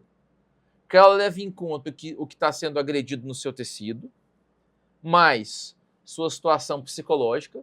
Se você estiver no final do dia, estressado, sem dormir, trabalhou o dia inteiro, brigou com um monte de gente, e alguém vem e te cutuca, você parece que dói mais. Às vezes vai ter uma dor de cabeça, tá certo? Então tem a agressão física bruta, tem o seu estado psicológico naquele momento, tem o que as suas memórias sobre aquele estímulo vão fazer com que ele chega. Então chegou o estímulo de dor ao seu cérebro. Você vai atenuar ou você vai multiplicar esse estímulo? Tá certo? Então se você na infância tinha uma pessoa que te batia na escola, um familiar, foi vítima de violência e dava um tapa na sua cara, na vida adulta, de repente, aquela memória fica ali e quando você toma um tapa, ela se multiplica por toda uma carga emocional. Para outras pessoas que lutaram e de repente o cara foi um boxeador, deu e tomou soco na cara o tempo todo, ele pode tomar um tapa na cara e não doer nada. Entende? A mesma intensidade do tapa. Então depende do seu estado psicológico, das suas crenças e também de como você interpreta aquele momento. Uhum. Às vezes uma pessoa de uma tribo, num ritual de passagem para a vida adulta, pode ter que cutucar uma colmeia e tomar picadas de um determinado inseto, uma abelha. Uhum. E aquilo dói fisicamente, mas o significado daquilo, de eu estar ficando maduro e crescendo, pode fazer com que aquela dor fique insignificante. Tá? Então a dor ela é complexa. Ela é uma sensação desagradável física, psicológica, cognitiva e até social. Dependendo da situação coletiva onde você está, quem está do seu lado, o que você está vivenciando naquele momento vai ter mais ou menos dor. Um exemplo que eu contei da tribo pode ter a ver com isso também, certo? Você lutando pode não sentir dor por um soco mais forte, e na sua casa, se uma pessoa de quem você gosta, de repente brigou com você, seu irmão deu um soco, né? Não pode doer muito mais, entendeu? Então, isso tudo tem que ser levado em conta. Então, ninguém pode julgar ou medir a dor do outro. É como você colocar uma nota universal para dor. Então, como você colocar a sua nota para dor. De 1 a 10, de 0 a 10, que tanto que está doendo agora? Ah, não, agora está 7, mas ontem estava 3. 10 é a pior do mundo, já te senti 10 uma vez. Então, você mesmo pode dar uma nota, a gente faz isso, pede para a pessoa dar nota para a própria dor, para ela comparar dentro dela mesma. Não para comparar com a outra nota do outro. Sim. Eu escuto muita gente extremamente sensível à dor começar a consulta assim. Eu sou muito resistente à dor. É quase que uma piada. Muitas das pessoas que falam isso é aquela que tem mais sensibilidade à dor. Às vezes porque ela se esforça muito para não ser sensível à dor. Talvez ela se esforce muito porque sente mais dor do que a outra pessoa, enfim. Mas a própria percepção da dor é da pessoa. Entendeu? Não tem como ela dizer que ela é muito sensível ou muito resistente à dor, que ela está implicitamente se comparando com outra pessoa. Por que ela fala para você que ela é resistente à dor? Porque ela acha que o estímulo que ela sentiu, que foi mais forte do que o outro sentiu, o dela não doeu, do outro doeu, mas ela não sabe o que o outro experimentou. Então não dá para você julgar a dor do outro dessa maneira, medir, tá certo? Mas, de qualquer maneira, diante de um mesmo estímulo físico, se eu apertar a sua perna com um estímulo padrão, com um peso padrão ali, né? Aplicar um peso padrão na sua canela, você vai começar a me relatar dor, talvez com um peso diferente do que você. Então, o limiar, o ponto a partir do qual a pessoa sente dor, é variável. Que nem um radar de velocidade. Você pode programar para na marginal te multar com 60 por hora e em frente a uma escola te multar com 30. Você muda. A multa pode ser até a mesma de repente. Mas o limiar, o ponto a partir do qual você vai ser multado, a partir do qual você vai sentir dor, ele vai mudar entre as pessoas e dentro de uma mesma pessoa em situações diferentes. Tá jogando bola, distraído lá, bateu o joelho, o limiar de dor tá lá em cima. Você tem que ter muito estímulo para doer. Tá certo? Ou você tá ali fragilizado, brigou com alguém, já tá triste, já tá sem dormir, tá estressado, de repente o limiar vai lá para baixo e um estímulo muito mais vago, alguém relou no seu joelho já dói. você mesmo, a mesma pessoa, tá certo? Então, dentro de uma mesma pessoa e entre as pessoas, esses limiares vão mudando baseado em situações físicas, psicológicas, familiares, sociais, etc., cognitivas, uma série de coisas. Então, há doenças em que você percebe que as pessoas, em média, estão com o limiar de dor muito baixo, quer dizer, muito pouco estímulo já faz provocador. São pessoas com alarme disparado, ou que tem um alarme pronto para disparar a qualquer momento. A dor crônica é isso. Você tem uma dor que está disparando sem ter uma agressão. E se for uma dor crônica no corpo todo, é a fibromialgia, em que o corpo todo dói o tempo todo sem ter uma agressão que esteja machucando o tecido. Nossa senhora, cara. Mas o alarme tocando, ele é real. A percepção de dor de quem está com fibromialgia é idêntica a quem está com uma lesão no tecido. Então, se você for ter o preconceito de achar que a pessoa não está com tanta dor assim porque você não está vendo o machucado, você está errado. Porque pode ter um machucado sem dor e pode ter dor sem machucado. Uhum. Entendeu? Então, tem doenças, sim, que reduzem o limiar de dor. Então, além da situação em que a pessoa está e a diferença entre as pessoas fazer com que o limiar seja diferente, há doenças que também fazem isso. Diminui o limiar de dor, você começa a sentir dor com estímulo baixo. Uhum. E aí que tá, você vai tratar aumentando novamente esse limiar de dor, corrigindo um pouco desse alarme. Uhum. E aí você vai fazer coisas que fazem o alarme subir o seu limiar, ou seja, fazem o alarme ficar menos sensível, tá? Então, o que são essas coisas? Por exemplo, medicamentos, né? Claro. Parar medicamentos incorretos, tem medicamentos que diminuem o limiar ou fazem a dor crônica se perpetuar. Atividade física aumenta o limiar de dor. Na hora da atividade, às vezes não, mas depois você vai ficando mais resistente à dor. Psicoterapia, você entender os seus próprios traumas ou conflitos e os seus gatilhos emocionais vai fazer com que você seja mais resistente à dor. Certo? Sono de qualidade. Então, quando alguém chega com dor crônica, particularmente com fibromialgia, você tem que tratar tudo isso. Atividade física, e tem que começar devagarinho. Tem que tratar o sono, né, da educação de sono. Tem que arrumar os medicamentos para tirar os ruins e dar os bons, entre aspas. Tá? E você tem que educar a pessoa sobre a própria dor. Porque essa pessoa está o tempo todo se torturando com o fato dela estar sentindo dor sem estar vendo o machucado. Então, ela mesma começa a questionar sobre a sua própria credibilidade. Peraí, não tem nada machucado aqui, eu não vejo machucado, eu faço os exames, eles estão normais, mas está doendo. Ela começa a sofrer com isso, esse sofrimento gera um estresse, e isso piora a própria dor. Então, só de você educar a pessoa sobre a dor, se eu explicar para o meu paciente que chega lá com fibromialgia ou com dor crônica, que a dor é de verdade, que não aparece no exame, mas ela é real, que ela não tem que se preocupar com uma doença misteriosa, que não aparece às vezes no exame de imagem, na ressonância, na tomografia, às vezes não aparece, certo? E que essa dor é legítima, ela é verdadeira. Ele está sentindo dor mesmo, não é frescura, não é invenção, não é fragilidade, é uma dor real, uma doença que fez o seu corpo disparar o alarme.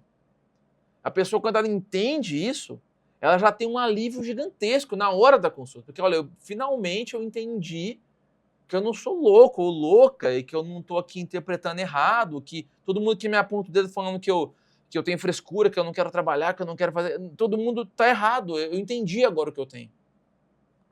Então, a educação sobre a própria dor é um dos elementos do próprio tratamento. Nossa, imagina quando ainda não entendiam isso como uma doença crônica e como que deviam tirar a galera de doidão, né? Tipo assim, você tá vindo aqui reclamar, mas eu não tô vendo nada, os exames não dão nada. Até hoje. Nossa, até hoje acontece? Inclusive, isso predomina ainda hoje. Nossa, que certo? parada. Predomina ainda hoje. Não é nem que é exceção. A regra, infelizmente, é as pessoas não entenderem como é que pode doer sem uma lesão. Porque não sabem o que é dor. Médicos não sabem o que é dor. Eu ouvi até há pouco tempo psiquiatras me falando que fibromialgia não existia. Reumatologistas falando que não existia. Porque vem de uma tradição que não conhecia. Agora a gente sabe que biologicamente falando, no seu sistema nervoso, tem modificações físicas que estão presentes na fibromialgia, e quando você trata, esse estado físico volta para o que seria a média, entendeu? Se você faz psicoterapia, por exemplo, 2 meses, você modifica fisicamente o seu cérebro, inclusive a percepção de dor.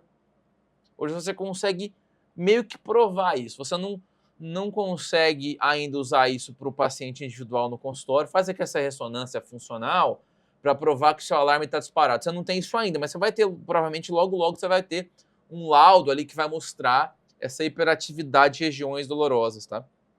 Isso a gente faz em pesquisa, mas não se usa ainda na prática clínica. E aí, o tempo todo. E um dos motivos também para isso é que a fibromialgia é mais comum na mulher. E aí a mulher já sofre mais preconceito em quase tudo, né? Então existe essa questão de gênero, né, histórica. E aí você vê aquela mulher se questionando de uma dor que não aparece no exame, é frescura, é histérica, essas coisas, esses comentários absurdos, né? Mas que a gente via. Eu vi professores meus na minha faculdade me falando que a fibromialgia, veja bem, é muito mais psicológica. Agora, claro que quem está com dor no corpo todo o tempo todo, claro que está estressado, claro que está ansioso, claro que está deprimido, sem dormir, claro que quer trabalhar menos. Não é frescura, porque está com dor o tempo todo. Essa mesma pessoa que fala mal da dor do outro, está com dor, frescura. Essa mesma pessoa, quando está com uma dorzinha de cabeça leve, não quer fazer nada. Não é? Uhum. Todo mundo é assim, tá com dor, você não quer fazer nada. Pior que Mas você ficar com dor o tempo todo sem parar. Acho que quem não Tá sente, ligado? quem não sente isso não sabe o que é isso, né? Você simplesmente há anos da sua vida sente dor todo dia, toda hora, cada hora num lugar diferente. Ou às vezes no corpo todo ao mesmo tempo. Então é natural que tenha problemas psicológicos junto com a dor. Mas não quer dizer que a dor é inventada ou surgiu por causa do problema psicológico. O problema psicológico, a depressão, a ansiedade, eles vão simplesmente ser mais uma coisa que joga o limiar da dor para baixo. Mais uma coisa que deixa o alarme mais disparado ainda. Mas não é ele que está criando a dor. Entende? A dor você pode ter fibromialgia sem depressão e ansiedade. Mas acaba desenvolvendo esse problema em algum momento. Se dói toda hora, uma hora você vai, né? Se dá por vencido muitas vezes. Sim. Certo? Uhum. E o tratamento com antidepressivo da fibromialgia não é porque eu estou tratando depressão. São antidepressivos específicos que funcionam para dor, não é qualquer antidepressivo. Eu estou tratando a dor crônica. Claro que de quebra eu trato um pouquinho desse componente depressivo, mas estou tratando a dor. E porque eu estou sem dor, eu estou com menos dor, eu fico menos deprimido.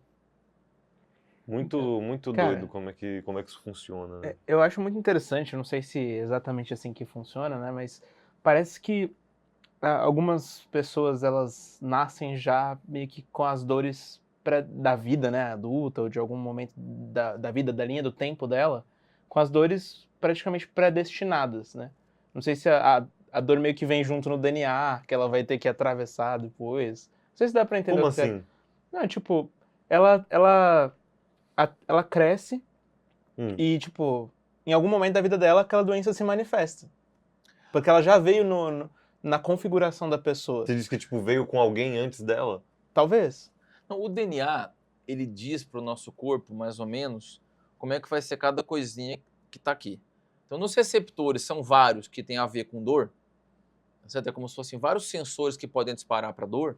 Inclusive, tem sensores específicos para tipos de estímulo dolorosos diferentes, tá?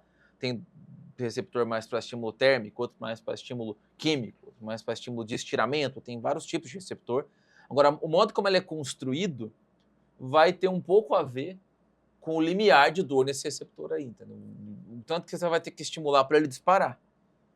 E como o formatinho ali, o formato do receptor vai ter a ver com o DNA, de fato, o seu DNA, a sua genética vai fazer com que alguns outros tipos de dor, ou todas em geral, sejam mais ou menos prováveis em você. Mas é só um dos elementos da cesta da dor. Mas lembra que nessa cesta tem a ver com a sua educação, tem a ver com os seus valores, tem a ver com o seu estado emocional de agora, Sim, com sim. sua cultura, com um monte de outras coisas. Mas doenças, por exemplo, algumas delas já vêm no DNA. Na medicina em geral, né, a maior parte das doenças tem um componente que está no DNA e outro que tem a ver com a sua vida ou a sua experiência, né, com contato com o ambiente, despertarem essa doença, Sim. certo? Então, por exemplo, você tem genes mais ligados a algum tipo de vício. Se você não for exposto àquela substância do vício, você não vai ter o vício. Mas se você for exposto, você vai ter uma chance maior do que alguém que não tem essa genética de ficar viciado. Uhum. Entende? Eu Isso serve não para sei tudo. se eu entendi direito, mas assim, eu já vi as pessoas dizendo assim, se você, sei lá, você vive numa família de fumantes, provavelmente você vai fumar também, ou que, sei lá, família de pessoas que tiveram, sei lá, seus avós tiveram filhos fora do relacionamento, às vezes a pessoa vai lá e faz a mesma coisa. Não sei se tem a ver. Bom, para o fumante é uma coisa mais direta, né? É Aham. você visualizar as pessoas fumando na sua frente o tempo todo. O estímulo ambiental é muito importante, Uhum. tá? E talvez, por estar numa família de fumantes, tenha já uma genética de fumantes mais forte. Como que funciona esse negócio da genética do fumante? Como que é isso? Porque passa pro próximo no DNA? Sim. O seu DNA, ele é uma interação entre o DNA do seu pai com sua mãe, Certo. entendeu? Você tem um DNA. Quando você vai fazer as suas células reprodutoras, o seu corpo abre esse DNA, combina de várias maneiras diferentes, tá certo? E aí ele gera os espermatozoides, cada um pouquinho diferente do outro. Mas cada um deles é 50% do seu DNA, só que é os 50% que você pode combinar de modos diferentes, entendeu? Uhum. É como se eu chegar, sei lá, tiver uma aquarela de cores aqui, tem 40 cores, certo? Cada uma cor diferente. Eu vou pegar 20 cores e colocar no seu espermatozoide. Mas quais serão as 20 depende, vai ter um monte de combinações possíveis, beleza? Uhum. Mesma coisa na hora da mulher formar lá o óvulo. Aí quando você pegar um óvulo com o espermatozoide e combinar, você vai ter de novo 40 cores. 20 do seu pai e 20 da sua mãe. Entendeu? Eu não entendi o porquê do 40, perdão. Nossa, é só um exemplo? cara, É só um você é exemplo? muito ruim com matemática. Não, é um exemplo. 50% Não, de eu 40 entendi, cores, cara. Eu entendi. Não, é um exemplo. Tá, mas nós temos isso é um número que realmente acontece ou é só um exemplo? Nossa. Não, nós temos, Desculpa. nós temos 46 genes. Calma, cara, para de me Nossa, julgar, Guizo. cara. Nossa, Para de me Guizo. julgar, eu tô tentando. Não, pô, meu não, cérebro tá se esforçando. Não. Ó, eu convivo com esse cara Cara, o tempo aí, todo. olha só. Ele fazer uma pergunta de matemática é a coisa mais comum. Não existe. Caraca, não existe será que pergunta. eu posso Não existe tentar pergunta. aprender? Isso, Guizo, fica Sem alguém me fica julgar bravo, quando eu existe, estiver no fica processo? bravo, Não, fica não, bravinho, fica bravinho. Não existe pergunta ruim.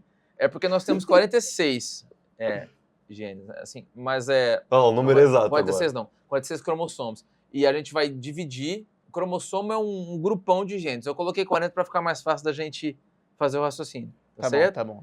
Então, imagina que você seja definido por 40 cores.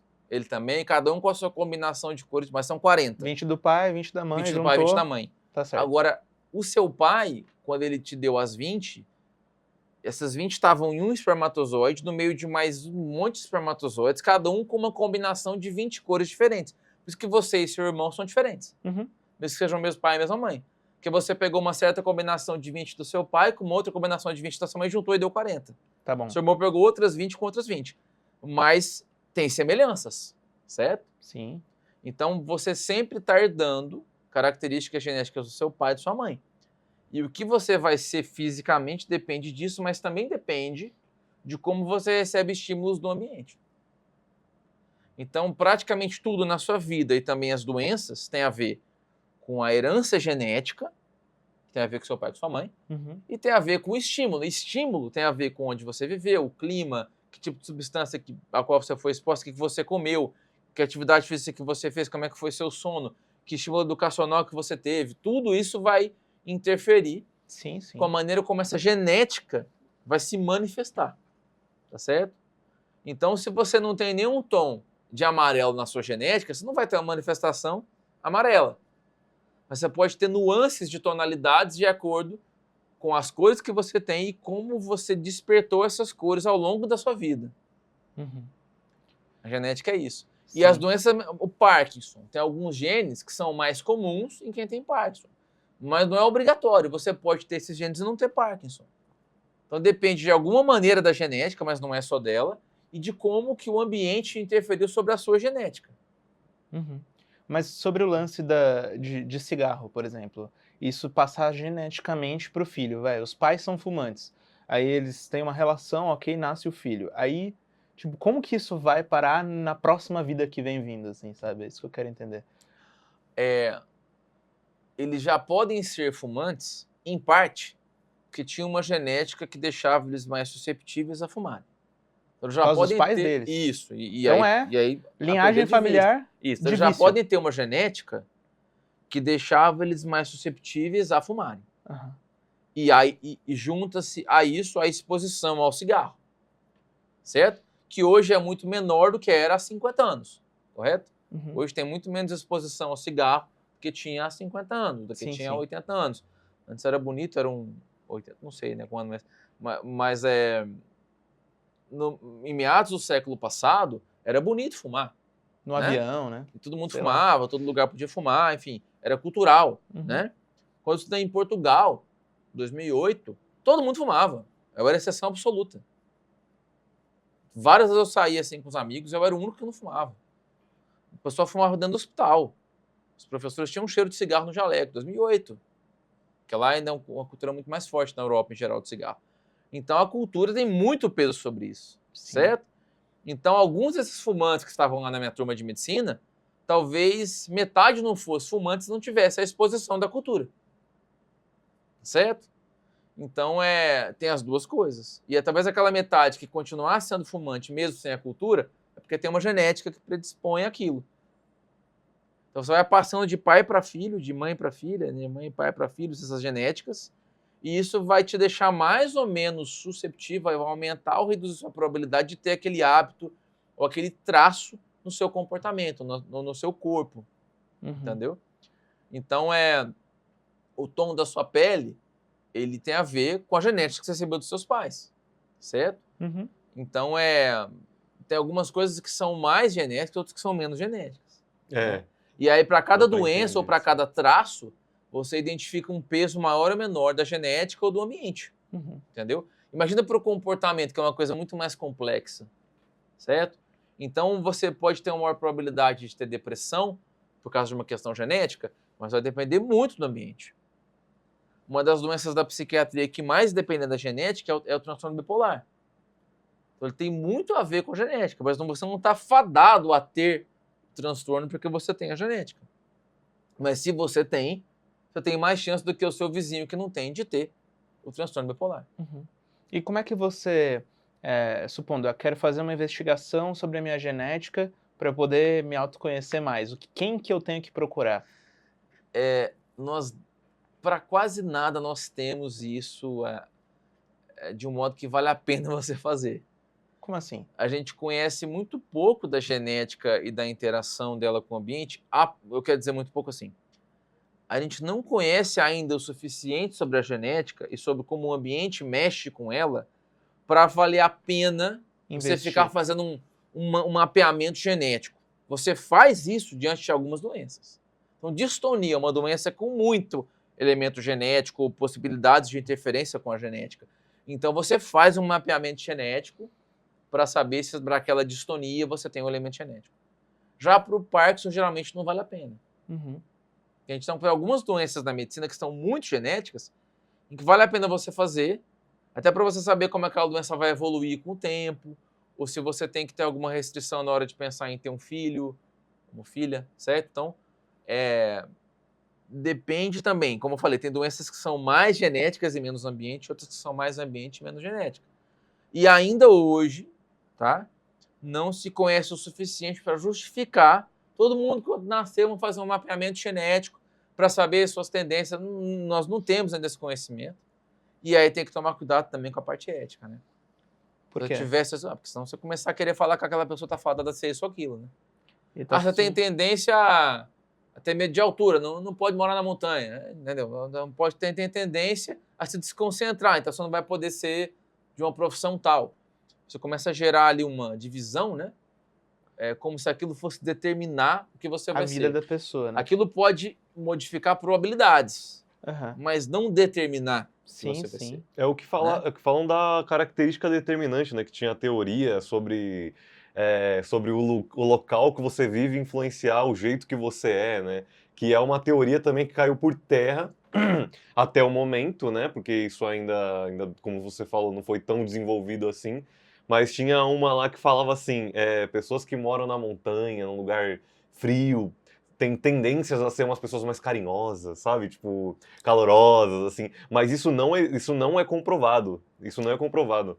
É isso, o nome disso geralmente é determinismo, né? Determinismo. Quer dizer que alguma característica vai determinar aquilo que você vai ser depois. Uhum. Isso é um prato cheio para você gerar exclusão social, preconceito e mecanismos injustos, né? Uhum. Então isso foi muito forte na época da ciência. Mas o conceito de determinismo hoje às vezes tem muito a ver com você pensar que se você conhecer todas as suas características físicas e todas as variáveis no ambiente, se você poderia adivinhar o que vai acontecer depois. Ou se você realmente tem escolha sobre as coisas ou não. Existe um determinismo. Só que mesmo que você ache hoje que existe um determinismo, que o seu cérebro está aqui pré-definido e se você conseguisse ler esse cérebro, você saberia o que você vai fazer depois, você não conhece esse cérebro todo para você determinar nada. Então, mesmo quem acha que o universo é determinístico, e muita gente acha isso, né? Na ciência, na filosofia da ciência, isso não é argumento para você achar que você conheceu esse universo todo e por isso você pode prever o futuro e excluir as pessoas. Então, mesmo que o determinismo for verdadeiro nesse sentido, você não conhece todas as variáveis da equação, você está extremamente longe de conhecer, inclusive talvez você nunca conheça, a ponto de você achar que você vai adivinhar o futuro, entendeu? Então, nesse momento aí do passado em que isso era muito forte na ciência, determinismo geográfico. Quem nasceu nos trópicos tem mais dificuldade, por exemplo, cognitiva, porque o calor interfere com o cérebro, umas baboseiras assim. Falam entendeu? disso, Então tem que ter muito cuidado, né? Porque essa ideia determinística, geralmente ela é usada por quem quer, né? Por quem tem um determinado grau de poder, para falar que o que tem é bom, o que o outro tem é ruim, e por isso que as coisas são como são. Isso já foi feito, é feito na história, até hoje é feito, né? Toda hora é feito isso. A gente tem que tomar cuidado para não cair nessa cilada, tá certo? Uhum. Mas que a gente conheça alguns traços que aumentem riscos ou probabilidades, nós não conhecemos todos. E é arrogância você achar que porque você conhece um traço, você prevê o que vai acontecer com aquela pessoa, entendeu? Uhum. Tem 1 milhão de exemplos aí na história de pessoas que estavam em situações super desfavoráveis e saíram completamente daquela probabilidade ali ruim, se tornaram grandes expoentes ou fizeram grandes mudanças, né? Então, Sim. não falta um exemplo sobre isso, Superação, né? né? De superação. Então, por mais que a gente considere a existência de fatores que modificam probabilidades, isso sim é a ciência, a gente quer descobrir esses fatores, isso não pode ser visto de uma maneira autoritária, né? ou de um certo inevitável, porque nós não conhecemos todas as peças desse quebra-cabeça. Uhum. E assim, voltando um pouco, né, para uma coisa que você tinha falado, que era a questão do sono, né, de um sono de qualidade, né, que isso pode ser um apoio muito forte para tratar doenças, né? E assim, eu tô vendo muitos jovens, né, tipo assim, da minha idade, 20 anos, 18 anos a, sei lá, uns 22 anos, assim, que tem essa questão de sono, né, um problema com sono, e aí, tipo assim, eu tenho um sono maravilhoso, né? Mas assim, é complicado. Mas eu tenho um sono maravilhoso. E eu, né, como leigo também, eu faço essa coisa de botar a culpa na tecnologia. Eu faço isso, tipo, logo de cara, porque eu não estudo, enfim. Mas eu, tipo assim, eu percebi comigo, aconteceu isso, né? Tipo assim, eu era uma pessoa que, eu ia dormir, aí eu começava, sei lá, a assistir alguma coisa, ou mandar mensagem, e isso ia prolongando, né? Essa coisa de eu iniciar meu sono. E eu falo isso para as pessoas que têm esse tipo de questão, e as pessoas, na verdade, falam que isso não ajuda elas. Né, tipo, que não é isso, porque mesmo que, eu não sei se é coisa de costume, mas que deixam assim, a tecnologia de lado, vão tentar dormir, e aí não consegue dormir, enfim. É porque, mais uma vez, para mim um dos grandes problemas de toda a nossa cultura é o pensamento linear, Uhum. como se fosse tudo uma linha. É uma linha que tem uma causa e consequência só nessa linha. As coisas têm várias linhas, certo? Então, uma coisa é o que é, que ela é uma cesta. Claro que nessa cesta você tem coisas mais e menos pesadas, mas não é uma coisa só. Então, realmente, o uso de luz iluminando, estimulando os seus olhos próximo da hora de dormir, vai dificultar o seu sono. Mas não é a única coisa. Então essas pessoas podem ter notado diferença porque só mexeram nisso e não mexeram no resto, certo? Então o sono de qualidade envolve uma disciplina de sono, porque a gente foi feito para dormir bem, a gente evoluiu para isso. E a gente vai fazendo coisas que tiraram, né, os mecanismos naturais de nos fazer dormir, certo? Muitas vezes é o nosso comportamento que está errado. Então, uma das coisas importantes para a regulação do sono é a luz natural. Quando a luz está sol, né, o seu corpo foi preparado para estar acordado.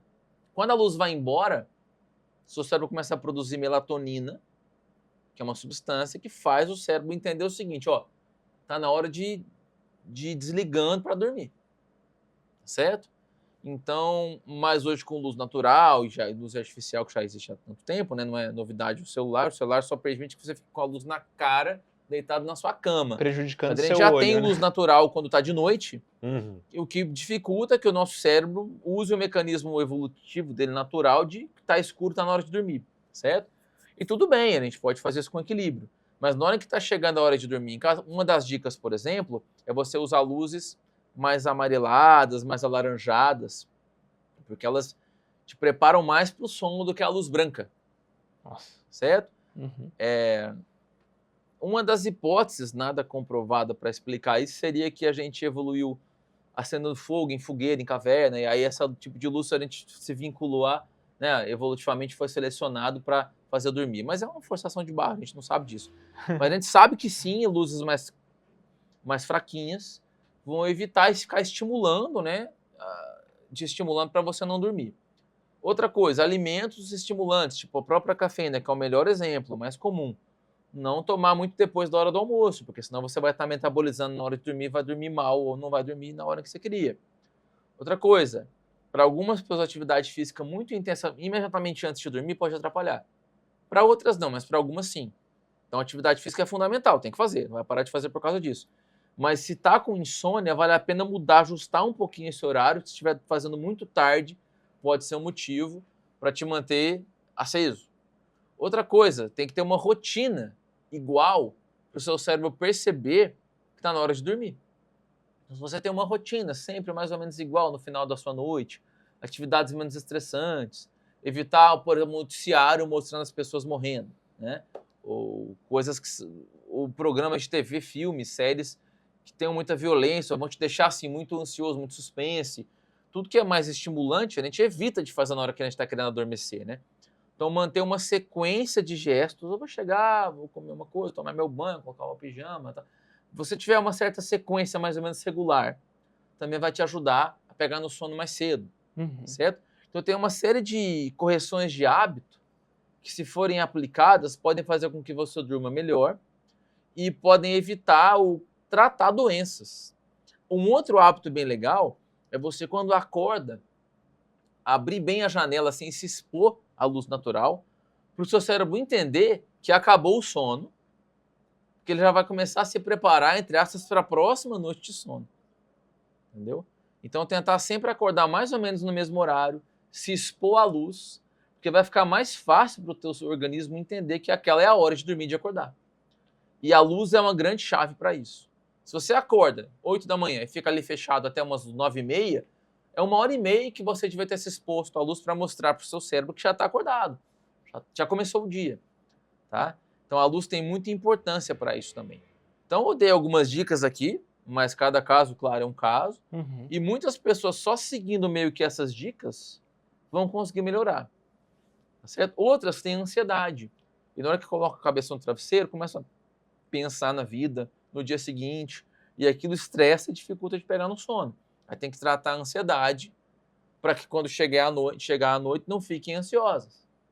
Isso quer dizer que pessoas mais idosas são ansiosas demais, é isso? É porque Não. assim, eu sei que minha Que o avó... idoso dorme tem mais dificuldade com o sono. Cara, eu não sei nem se meu avô falou que ele falou assim, olha, eu já tô mais velho, eu quero viver, então eu não quero perder muito tempo dormindo. Que Vou parada explicar. é essa? É porque com o avançar da idade, a necessidade de sono vai diminuindo, certo? Então, o bebê vai dormir 16 horas no dia, às vezes 14, tá certo? Aquilo vai diminuindo ao longo do tempo. Um adulto, geralmente, em média, vai dormir às 7, 8 horas por dia de sono. Alguns vão precisar de 9, tem algumas variações interpessoais, claro, tá? Mas o idoso, ele vai diminuindo a necessidade de sono dele, certo? Uma interpretação bem superficial seria que o metabolismo ele está mais lento, então ele gasta menos energia, ele produz menos lixo para ser limpado, né, do metabolismo, e um dos objetivos do sono seria essa limpeza metabólica para o próximo dia começar. Mas também é uma forçação de interpretação aqui, né? O que a gente sabe como dado é que o idoso precisa de menos sono, ponto. E às vezes ele está dormindo ali 5 horas por noite, 4, e está tudo bem para aquele idoso. Aí ele começa a ficar ansioso porque ele queria dormir mais, não é porque ele precisava. E fica todo mundo na cabeça dele. Aí vai dormir às vezes da meia-noite às 4 da manhã e ficar tudo bem, se ele for muito idoso, certo? Ele está dormindo das 11 às 5, 6 horas e tem alguém falando para ele que ele não devia estar dormindo só isso. Aí ele vai começar a tomar um remédio contrabandeado pelo vizinho, né, que é contrabando, para dormir, fica viciado nesse remédio, aí que tá feita a besteira. Tá? Então, você tem que saber na sua situação, na sua idade, você pode estar dormindo o suficiente. Então, é muito comum no idoso essa angústia de estar dormindo menos. Às vezes, você só de explicar para o idoso que tá tudo bem dormir um pouco menos na idade deles, claro, se ele não tiver outros problemas, né? Tô falando aqui de uma pessoa que não tem outros problemas. Ele já se tranquiliza e a vida segue. Acontece demais isso em consultório médico, certo? E eu brinco, falo, olha, eu queria eu dormir só 4 horas e ficar bem, só 5 horas e ficar bem. Sim. Hoje eu não consigo, nem posso, nem é o saudável, né, para minha faixa etária. Mas ter mais tempo, né, do seu dia para fazer outras coisas, que bom, né? Vamos aproveitar e não ficar angustiado com isso. Total, cara. Desde que for uma coisa, como eu falei, tô falando de uma pessoa numa idade avançada que precisa de menos sono. Se você é jovem, não vai se enganar.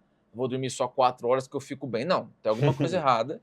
Tá? E você tem risco enorme de atrapalhar seu pensamento, sua memória, sua saúde mental, seu estado psicoafetivo, tudo, caso você se insistir num hábito ruim assim. Você tem que ser um pouco humilde quanto à sua necessidade de sono, tá? Porque depois você vai pagar o preço se você não respeitá-lo. Tem que se respeitar, Tem que né? respeitar a natureza, pô. Senão não funciona. E Sim. aí, ó, vamos lá. Deu o nosso alarme, eu preciso encerrar aqui o programa. Okay. Mas aí, pra gente finalizar em alto astral, vou pedir uma perguntinha aqui, assim, pra você responder com sim ou não. Bem objetivo, bem simples. Ele não, já falou que não existe, não, essa coisa de sim ou não. Qualquer coisa corta, hein? Não. É mais ou menos assim, ó. Considerando que já existe transplante cerebral, eu não sei se isso é verdade, mas é possível colocar o meu cérebro, já que ele é mais desenvolvido, na cabeça do Isaías? Frankenstein. Poor Things, meu. E aí a gente vai filme. ter 2 guizos pensando juntos, assim, você acha que é possível, sim ou Tipo não? Substância. Hoje isso não é possível, não. Cara. Te deixou triste, pô. Aí não, né? Você viu? Se ele ia desenvolver, falar. Se você fosse desenvolver, você ia falar. Mas possivelmente em algum dia, daí você já ia ficar mais tranquilo. Um pouquinho mais confortável, né, cara? Não. Talvez no metaverso. No metaverso, verdade, né? Mas, muito obrigado, tá bom? Gente, se vocês curtiram o nosso papo, sigam o Bruno nas redes sociais, tá passando aqui, tá bom? Qual que é seu arroba, pro pessoal lembrar? Instagram, @Dr. Bruno Burjaili. Tá aí. Certo? Tá bom. Escrito. Site neurobruno.com, que é fácil de lembrar, neurobruno.com. Entrou no site, tem lá todas as mídias para você clicar e fica mais fácil, às vezes, de você lembrar. Perfeito. Show. Então é isso. Pô, você fala muito bem. Que bom, eu gostei. Obrigado, É imagina. bem coisa que se espera também de médico, né? Que tá lá pra também te passar. Você só espera que ele não escreva bonito, mas que verdade, ele fale bem é o Esse mínimo, daí né? Você desiste, ainda bem que ninguém tá me pedindo para escrever aqui. Mas é isso. Então, time, olha lá, mais um programinha do Suco. A gente se vê semana que vem, tá bom? Né? Então é isso. Vai dormir bem, tá? Cuidado com o celular, tá bom? Eu sou o tiozão, né? Sou o tiozão, cuidado com o celular, não fica muito no celular. Não beba, quer dizer, eu bebo café depois das 6. Não faça isso, não se inspire em mim, tá bom? É isso, seja feliz e até a próxima. Adiós. Toma aqui.